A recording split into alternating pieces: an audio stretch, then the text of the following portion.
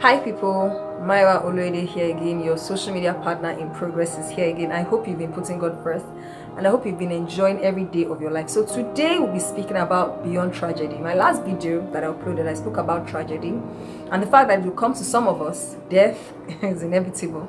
It just comes earlier for some people, and we pray and confess that we should live at 80, live till 80 and 100. But I lost my father below 70. That was what motivated my last video. And it was a really painful time for my family and I said I'll speak about it in the next video. But the truth is, you're never prepared. Even if they die at 100, you're never prepared. And at the hospital there were young people, 21, 20, and they were dying, and you just can't fathom it if you've not been through it. And even if you're going through it or someone else has been through it, this is your own situation.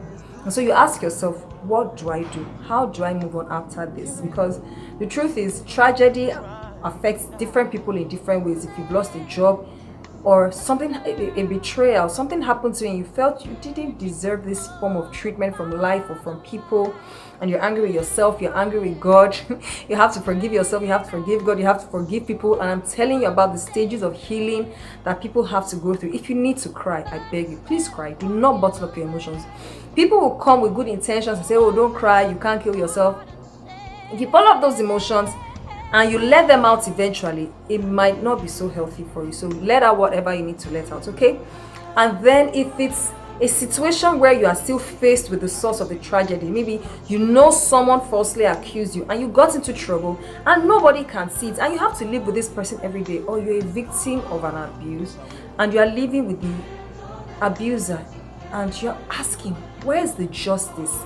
I'm going to read from the book of Acts chapter 6. I was reading this in my devotional this morning. Verse 7. And the word of God increased, and the number of disciples multiplied in Jerusalem greatly, and a great company of priests were obedient to the faith. Verse 8, which is where I'm going to. Stephen, full of power and faith, did great wonders and miracles among the people. Then arose certain people, disputing with Stephen, and they were not able to resist the wisdom by which he spoke by. 11. Stubborn men said blasphemous things about him.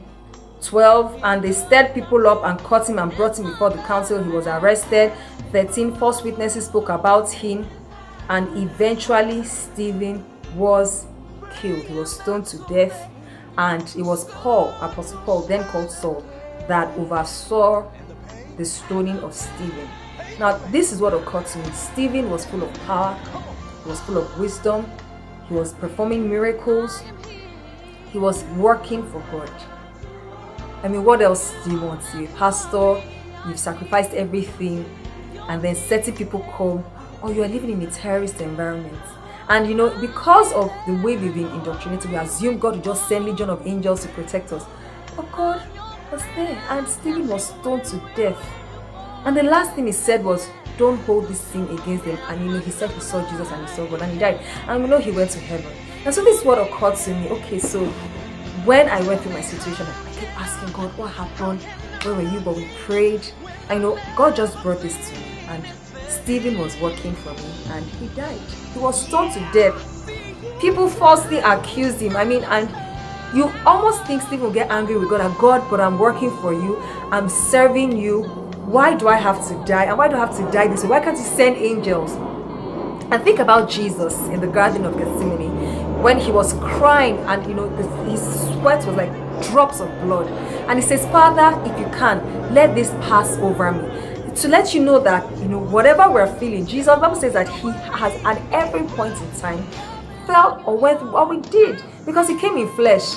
And so I can imagine Jesus dying on the cross. And this is what I'll tell you: in all things give thanks. You may not understand. Eventually this same Saul that supervised the death of Stephen ended up becoming one of the greatest propagators of the gospel in the Bible.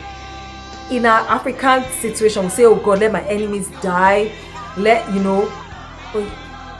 Just make up your mind. Even if you know the person that was at the roots of your tragedy, forgive. Leave it to God.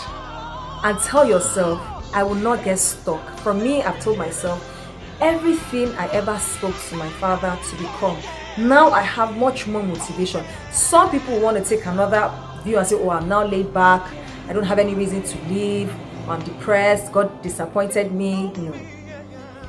Bible says that spirits don't die. He's alive. We just can't see him. He has joined the great clouds of witnesses, and they are cheering us on.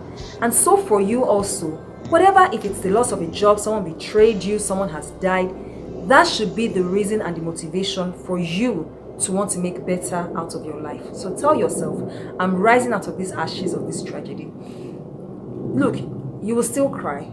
You will still feel pain. You will still feel betrayed and hurt.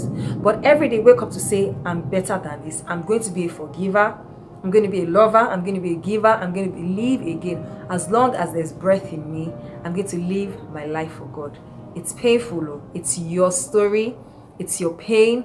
It's your situation. But you own the lemons. Make them lemonades. Please don't let them get the better of you. I will speak to you in my next video. Keep putting God first.